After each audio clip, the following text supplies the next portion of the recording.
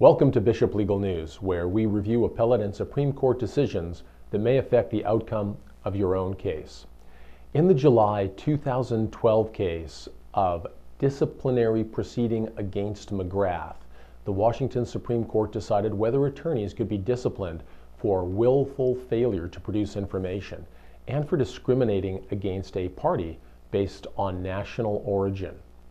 In this case, the attorney, Thomas F. McGrath, represented his wife's chiropractic office in a lawsuit against Karen Ellison, a former employee.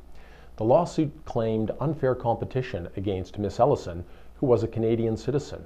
Miss Ellison submitted written questions and requested documents as part of the pretrial discovery process, but received almost no information in response, and many of the answers she did receive were inaccurate.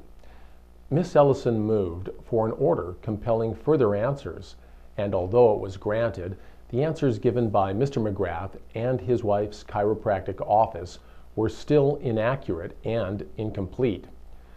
This was soon admitted when Mr. McGrath's wife gave her deposition. Finally, Miss Ellison asked for a default judgment or other punishment for failing to provide answers to her discovery questions. When this motion was being decided, Mr. McGrath wrote to the judge twice to argue that the court should not give equal treatment to Miss Ellison because aliens were supposedly not trustworthy and were taking American jobs. Mr. McGrath violated court rules by not providing copies of these messages to Miss Ellison's American lawyer. The trial judge not only imposed sanctions for failing to answer discovery questions, but he referred the whole matter to the Washington State Bar Association to investigate violations of the ethics rules that govern lawyers. The case ended up at the Washington Supreme Court because that court is the final word on lawyer discipline. The court held that serious intentional withholding of information in the face of trial court orders can violate legal ethics rules.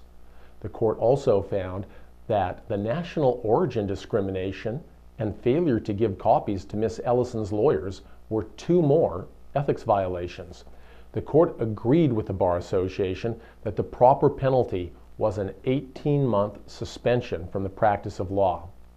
This case is important because nearly every civil lawsuit involves pretrial discovery, and it must be done in a timely and truthful way. It is important because it shows that all parties are equal before the law, and national origin discrimination, like all forms of discrimination, has no place in our legal system. Legal news happens fast and can quickly affect the outcome of pending cases. Each case is unique, so this case does not necessarily indicate the outcome of your case. Feel free to check back here for future editions of Legal News. I'm Raymond Bishop for Bishop Legal.